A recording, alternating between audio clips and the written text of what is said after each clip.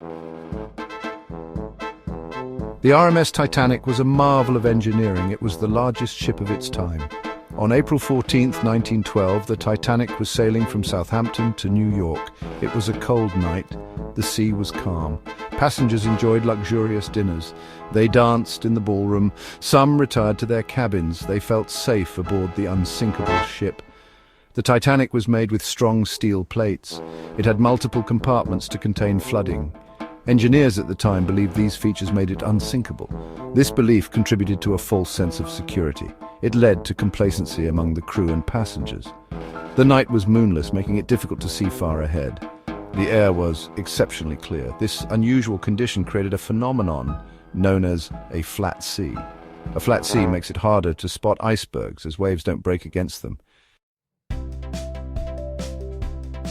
Lookouts Frederick Fleet and Reginald manned the crow's nest. They had no binoculars. They relied on their eyesight. At 11:40 p.m., Fleet spotted something looming ahead. It was a massive iceberg, directly in the Titanic's path. Fleet immediately sounded the alarm bell 3 times. He telephoned the bridge. "Iceberg, right ahead," he shouted. Sixth Officer James Moody answered the call. He relayed the message to First Officer William Murdoch, who was in charge of the bridge. Murdoch reacted quickly. He ordered the ship to turn hard a starboard, left, and engines full reverse. However, the Titanic was a massive vessel. It took time to respond to such commands. The ship slowly began to turn, but not fast enough. The iceberg scraped along the starboard side of the Titanic. The impact, though it felt like a shudder to some, opened several compartments to the sea. Watertight doors closed, but the damage was extensive.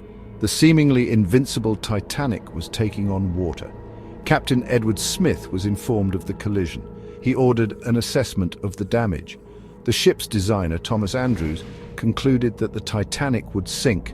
Lifeboats were ordered prepared. Distress signals were sent out. James Cameron's 1997 film Titanic dramatized these events. The movie captured the chaos and terror as passengers and crew realized the gravity of the situation. While it took creative liberties, the film depicted the ship's final moments with chilling accuracy. The Titanic sank beneath the waves at 2:20 a.m., just over 2.5 hours after the collision. Over 1,500 souls perished in the icy waters.